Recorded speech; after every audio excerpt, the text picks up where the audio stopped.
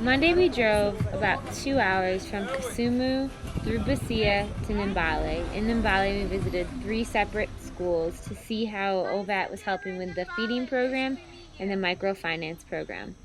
Along the way, however, some of the roads weren't exactly easy to drive on.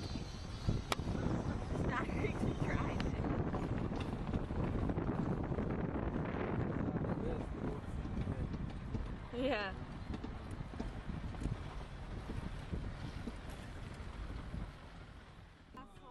The first school we visited was Malanga.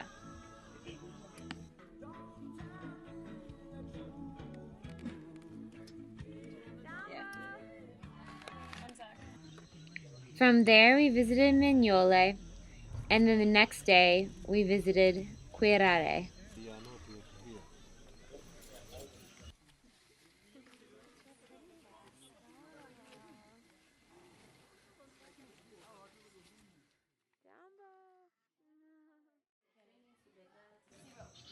At each school, Ashley and Johanna met with each headmaster to discuss what improvements OVAT could help with. But we realized when OVAT came in and we began this feeding program that it wasn't actually sickness, it was hunger. So with this cup of porridge that they take, they no longer lie about claiming to be unwell.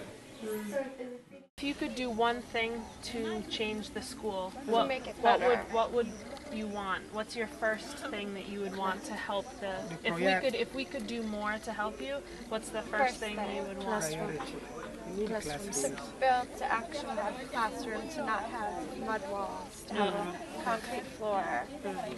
Classrooms. That would be a good start. Having a classroom is cheap.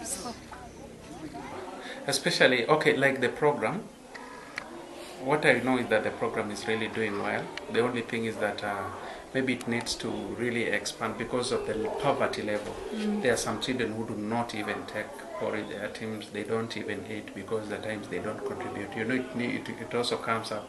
You have to do something before we do, because for us to really balance our resources. So at times you find that we have got those that are really unable to raise the money.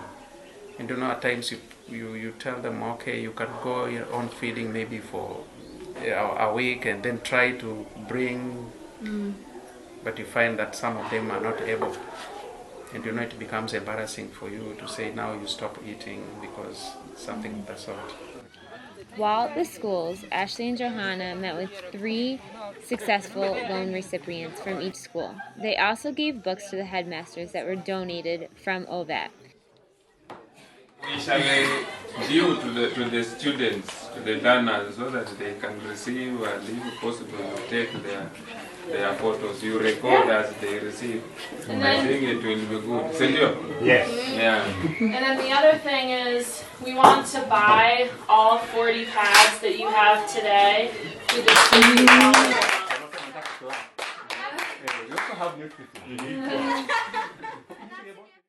Of how to put it on, because we learned much about menstruation. Is it right? Yes. Yeah, we learned how menstruation occurs. Is it? Am I right? Yes. Yeah, we also talked about what we use.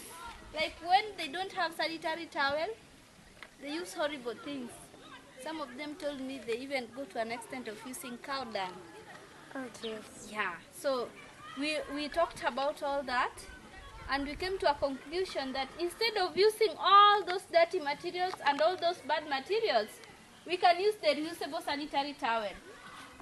These girls, they'll tell you some of them don't come to school every 3 days, in every month. So they end up missing their classes because they're having menstruation and they're staying back at home. Some of them have very terrible infections due to the dirty materials and hygienic materials they use during their menstruation. So this pad is a remedy of one to keep girls in school.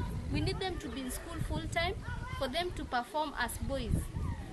So when they have the pad will always be available with them in the bag during their menstruation. they can always manage it themselves. Like they wash it for themselves, they air it out, and they keep it for themselves. So this pad will even it will even improve the performance of these girls, because they will have more time to worry about books other than worrying about menstruation.